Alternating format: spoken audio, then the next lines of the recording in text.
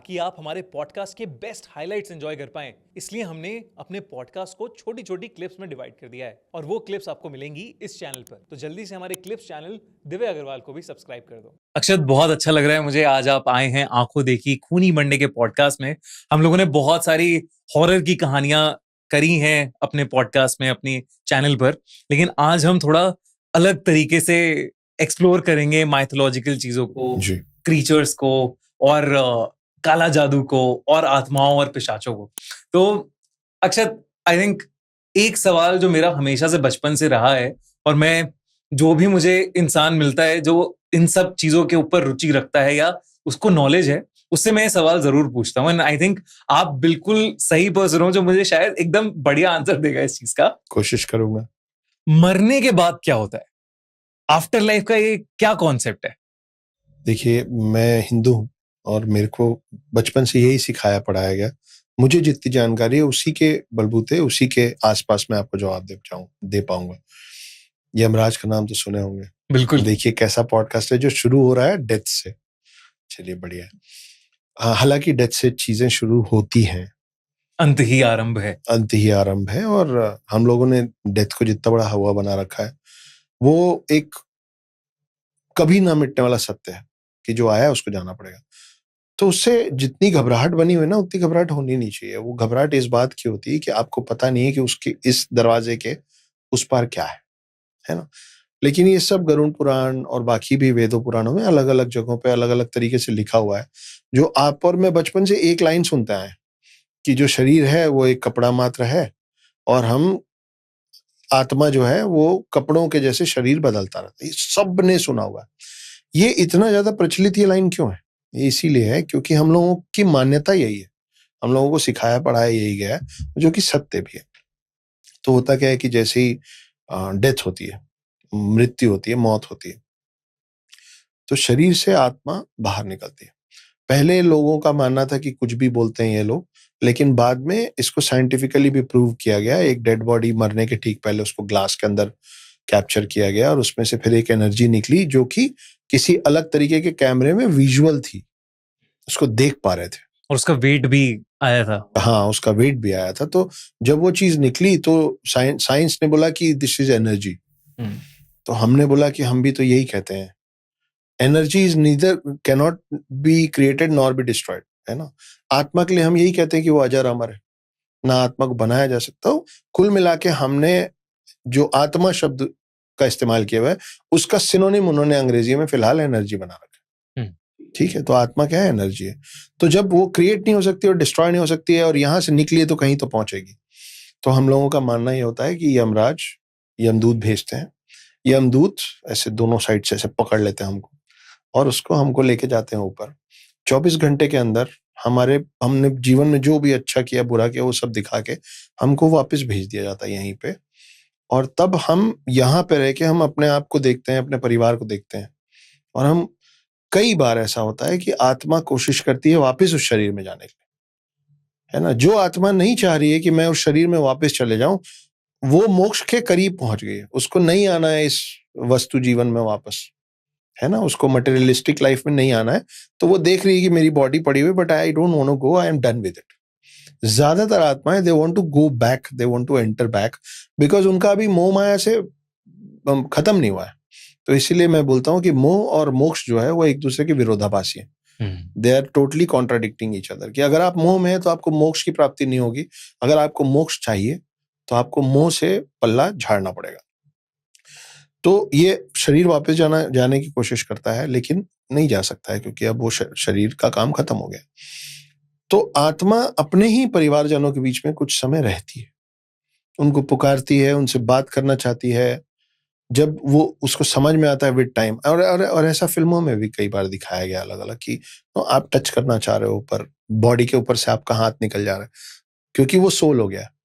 तो वो सोल तकलीफ पाता है, वो रोता है, उसको 4 बातें कहनी थी किसी से, लेकिन वो रह गई है ना? कि अरे यार, एक बार 1 मिनट का और लाइफ मिल जाए, इस फलाने शख्स को ये बात कह दो। उस चीज की जो टीस है, तकलीफ है, वो तकलीफ उस समय रहती है। हम लोगों में शरीर को जलाया इसलिए जाता है, इसलिए जला दिया जाता है कि कुछ भी हो, आप उस शरीर में वापस ना जाओ, it's not good for you. आप सोचो ना, आप एक शर्ट को खास करके गर्मी के समय में कोई एक दिन पहन लेगा, कोई लगातार 2 दिन पहन लेगा, फिर उसको डाल के धुलवाओगे ना, उसको फ्रेश करोगे ना। अगर तीसरे चौथे दिन उसी शर्ट को पहनोगे तो शरीर को दिक्कत होने लग जाएगी, घमौरी होगी और बीमारियां लगेगी, इन्फेक्शियस। शरीर वैसे ही है, वो शरीर का समय खत्म हो गया, उसको जाना है। तो इसलिए हम लोगों में माना जाता है कि उस शरीर को जला दिया जाए, क्योंकि अगर शरीर को नहीं जलाया जाएगा तो सोचो कि अगर कुछ करके, भाई हम लगातार we are growing, we are learning new things, तो आत्मा भी अगर लगा ही रहेगा कि कुछ भी करूंगा इसके अंदर जाऊंगा, आज नहीं जाऊंगा 100 दिन बाद जाऊंगा, 100 दिन बाद नहीं जाऊंगा 10 साल बाद जाऊंगा, उस चीज की कामना तो तभी रख सकता है ना जब वो शरीर है किसी भी हाल में, पर वो है। तो हम इसलिए शरीर का अंत कर देते हैं। और वो 13 दिन का जो पूरा प्रोसेस है, उसमें आपको हर तरीके से मुक्ति दिलवाने की कोशिश की जाती है। पंडित बैठते हैं, पूजा पाठ होता है। आपने किसी का गलत किया है तो आप दान पुण्य करके उसको बराबर करने की कोशिश कर, मतलब आपके परिवार वाले करने की कोशिश करते हैं।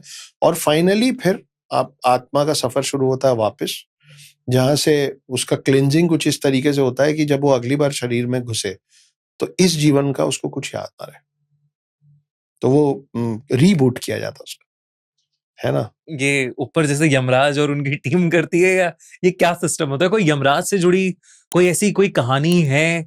यमराज से जुड़ी बहुत सारी इंटरेस्टिंग कहानियां हैं जिसपे लोग कम बात करना पसंद करते हैं। घरों पे भी बोला जाता है कि नहीं नहीं यमराज मत बोलो, है ना, मौत पे बात मत करो। आप अपने आसपास कभी बोलोगे कि सुनो यार, जब मैं मर जाऊंगा तो कोई जो बड़े होंगे थप्पड़ लगा देंगे कि ऐसे नहीं बोलते, ऐसे बात नहीं करते। अरे करो भाई, वो सत्य है।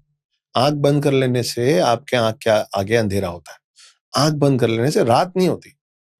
So only because you are ignorant to something, that doesn't mean that it does not exist. And same goes with भूत पिशाच also. We will come there. बिल्कुल। तो यमराज जो है, सूर्य एक अलग अलग समय में ना सूर्य की क्षमता बढ़ती और घटती रहती है ना। वो अब साइंटिफिकली भी प्रूव्ड है। तो जब वो बीच बीच में से हीट वेव्स जो आते हैं तो वहां पे दिखता है कि वो बहुत दूर तक फेंकाया वो चीज। तो एक ऐसे ही वक्त चल रहा था जब सूर्य की गर्मी बहुत तेज, बहुत बढ़ गया था और उनकी पत्नी उनके आसपास रह नहीं पा रही थी। तो उन्होंने अपना एक प्रतिबिंब तैयार किया, क्लोन। अच्छा। उसका नाम दिया गया छाया। और उनकी जो समकक्ष थी उन्होंने बोला छाया को कि सुनो, किसी को पता नहीं चलना चाहिए कि मैं चली गई हूं थोड़े दिन के लिए, संभालो। सूर्य देव को भी नहीं पता चलना चाहिए कि तुम मैं नहीं हूं। अब वो उन्होंने बनाया था तो उनकी आज्ञा का पालन तो होना था। वो करते करते इनके बीच में फिजिकल कांटेक्ट हुआ और तब जो पुत्र पैदा हुआ वो है यमराज, छाया का बेटा। अच्छा।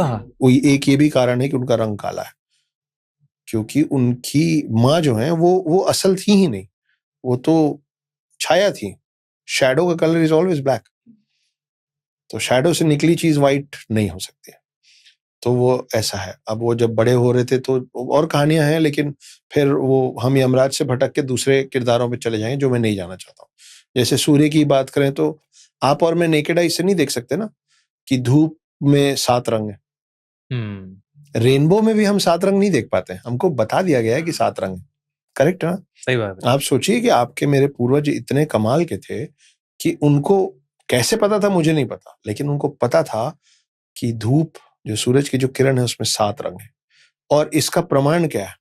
इसका प्रमाण ये है कि सूर्य का जो रथ है उसके जो घोड़े हैं ना वो 7 घोड़े। तो आमतौर पे जब घोड़े आप देखते हैं किसी रथ में तो वो 2 होते हैं, 4 होते हैं, 6 होते हैं, जो भी होते हैं, मतलब इवन नंबर्स में होते हैं, ऑड नंबर्स में नहीं होते।